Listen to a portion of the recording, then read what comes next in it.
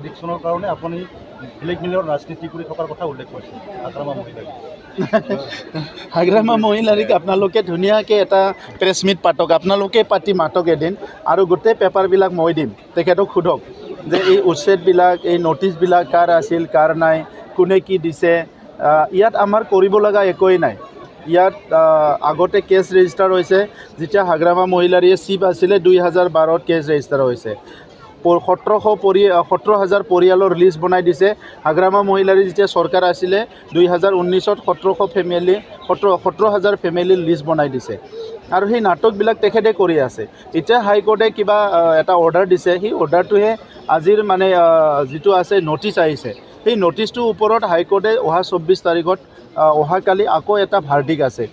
ইয়াত নাটকীয়ভাৱে হাগ্ৰামা মহিলাৰীয়ে আজি ক'ৰবাত নামাজ কৰিবলৈ যায়, আজি ক'ৰবাত কিবা কৰিবলৈ, দুদিনমান পাৱাৰ নোহোৱাৰ কাৰণে ইমানেই বলীয়া হৈছে, মানে পাৱাৰ নহ'লে তেখেতলৈ যাতে এক ছেকেণ্ডো থাকিব নোৱাৰে, তেনেকুৱা এটা পৰিৱেশ কৰি পেলাইছে।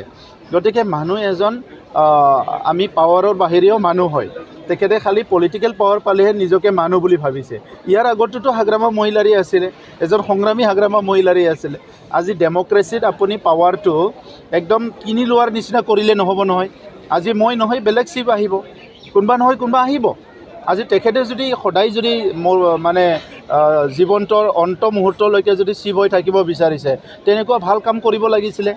তেখেতৰ সময়ত 2008ত কিমান মানুহ মৰি গ'ল, তেখেতৰ সময়ত 2012ত কিমান মানুহ মৰি গ'ল, কিমান সংঘাত হৈছে, কিমান হিংসা হৈছে, এইবিলাকতো তেখেতে আজি কোৱা নাই কথাটো।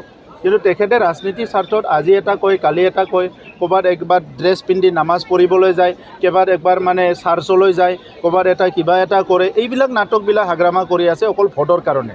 গতিকে BTR অঞ্চলৰ প্ৰত্যেকজন ৰাইজ, শিশুৰ পৰা মহিলাৰ পৰা সকলো চিনি পাইছে Hagrama Mohilary only and only. তেখেতে ভোটৰ কাৰণে কাম কৰে, ৰাইজৰ কাৰণে তেখেতৰ এক কিঞ্চিতো চিন্তা নাই আৰু তেখেতৰ ৰাইজৰ কাৰণে কোনো কাম কৰিবলৈ মন নাই। আৰু বাকীখিনি কথা আপোনালোকে নিজে হাগ্ৰামা মহিলাৰীৰ পৰা সুধি ল'ব।